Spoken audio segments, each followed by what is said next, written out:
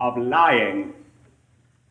You want to be very careful about lying, otherwise you are sure to be caught. Once caught, you can never be again, in the eyes of the good and the pure, what you were before. Many a young person has injured himself permanently through a single clumsy and ill-finished lie, the result of carelessness born of incomplete training.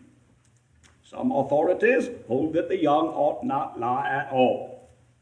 That, of course, is putting it rather stronger than necessary. Still, well, I cannot go as far as that. I do maintain, and I do believe that I am right, that the young ought to be temperate in the use of this great art until practice and experience shall give them that confidence, elegance, and precision which alone can make the accomplishment graceful and profitable.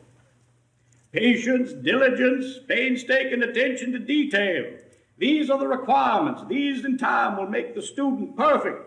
Upon these and upon these only may he rely on the sure foundation for future eminence.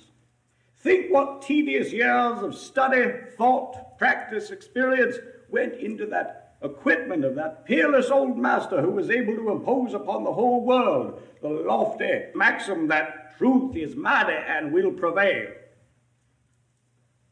The most majestic compound fracture of fact which any of woman born has yet achieved. For the history of our race and each individual's experience are sown thick with evidence that a truth is not hard to kill, but a lie, well told, is immortal. There is in Boston at this moment a monument to a man who discovered anesthesia. And the people are aware in these latter days that that man didn't discover it at all, but the stone discovery from another man. Is this truth mighty? And will it prevail? Ah, no, my hearers. The monument is made of hardy material, but the lie it tells will outlast it 1,000,000 years. An awkward, feeble, leaky lie is a thing which you ought to make it your unceasing study to avoid. Such a lie as that has no more real permanence than the average truth.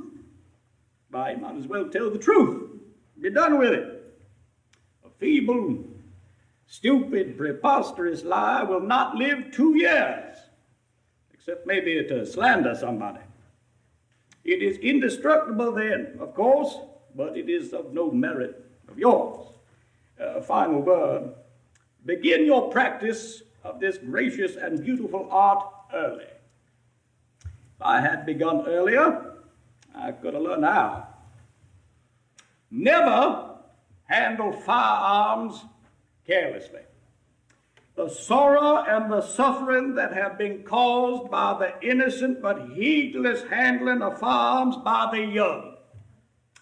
Only 4 days ago, right next to the farmhouse where I am staying, a grandmother, old and gray and sweet, one of the loveliest spirits, was sitting at her work when her young grandson crept in with a rusty gun which had not been touched for many years and was supposed not to be loaded. And he pointed it at her, laughing and threatening to shoot. In her fright, she ran screaming across the room to get outside the other door, but as she passed him, he pressed that rusty gun almost against her very breast and pulled the trigger. He had supposed it was not loaded. And he was right. It wasn't. So there wasn't any harm done.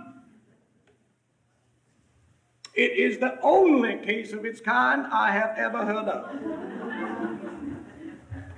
Therefore, just the same, don't meddle with old unloaded firearms. They are the most deadly and unerring things that have ever been created by man. You don't have to take it.